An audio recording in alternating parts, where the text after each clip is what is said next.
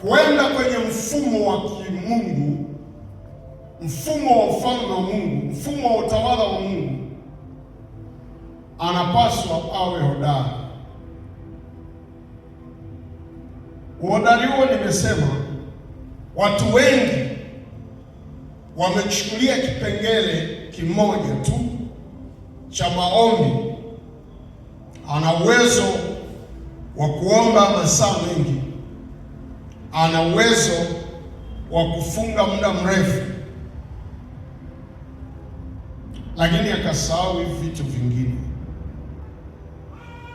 Tunapaswa kuwa hodari. Unapaswa kuwa hodari katika uweza wa Bwana. Napaswa kuwa hodari katika uweza wa Bwana.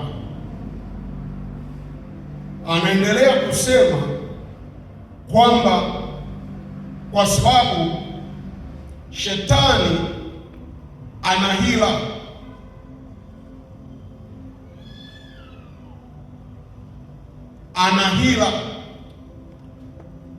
na sisi uhodari huo tuvale silaha.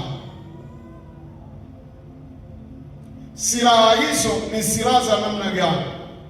Usishike mikuki,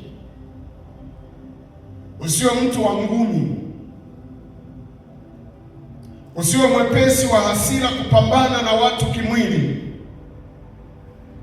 usiwe mtu wa majibu yanayokatisha tamaa wengine, usiwe kimwili kwa lugha rahisi.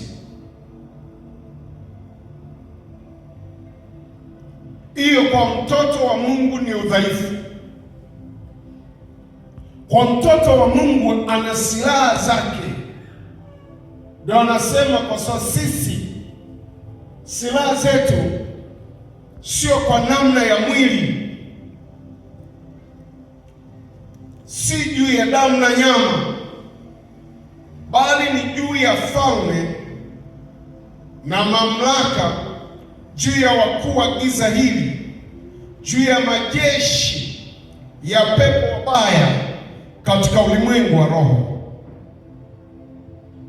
Kwa tupigani kimwili. Kwa unapoingia kimwili, mara nyingi sana utaleta aibu. Kuna wale ambao unakuta huko nyuma alikuwa anapigana ngumi, kwa hiyo ameokoka, anapotendewa tofauti anainua zile ngumi zake za zamani. Kuna watu wengine walikuwa wanakaa kwenye vijiwe vya mipasho, sasa ameokoka, akisha tendewa vibaya anainua ile mipasho. Alishakuwa mtu mwenye matusi, sasa ameokoka, akishatendewa vibaya anatukana. Utafeli, utaleta aibu, tanuka, kwa sababu daima mizoga inanuka.